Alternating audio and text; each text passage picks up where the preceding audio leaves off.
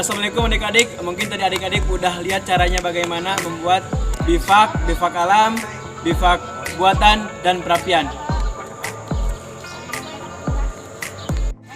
Nah adik-adik, ini adalah contoh perapian ya. Fungsinya perapian itu yang pertama untuk menghangatkan badan kita ketika kita kedinginan. Yang kedua agar kita terjauh dari binatang ketika kita berada di dalam hutan.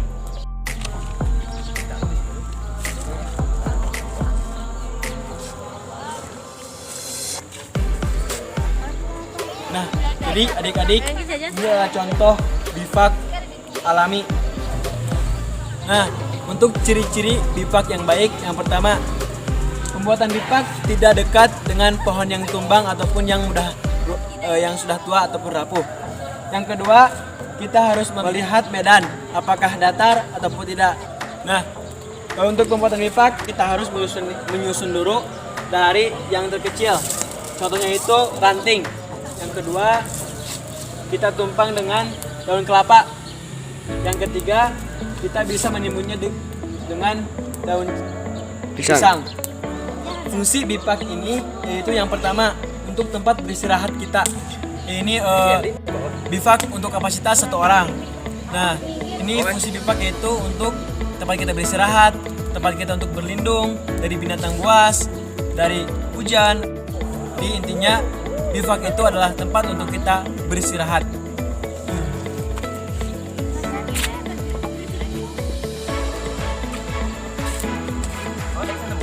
Nah, ini juga merupakan salah satu bivak ya. Bivak ini namanya bivak campuran. Kenapa disebut bivak campuran? Karena ini terdiri dari yang pertama ini ada namanya plysit.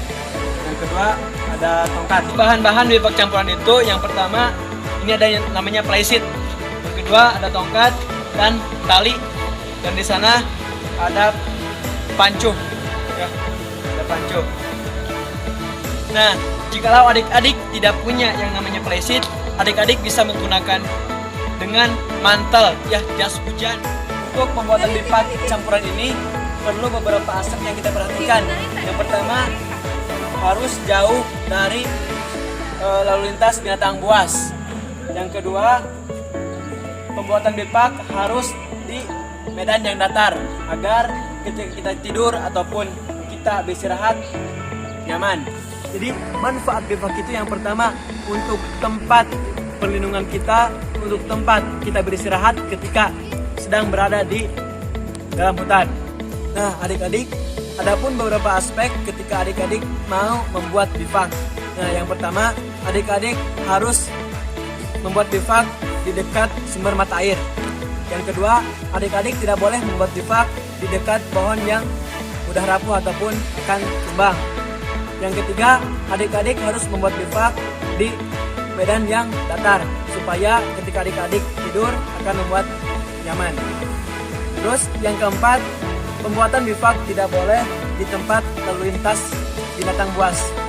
Nah, itu beberapa aspek yang harus adik-adik perhatikan ketika membuat bivak. Oke, sekian adik-adik untuk materi survival. Mau tahu kelanjutan materi ini?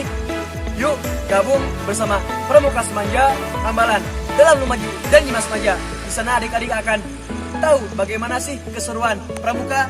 Sekian, mohon maaf bila banyak kekurangan dari kakak, baik itu dalam segi penjelasan ataupun yang lainnya. Sekian, wassalamualaikum warahmatullahi wabarakatuh. Tetap semangat, jangan lupa bahagia, dan salam pramuka.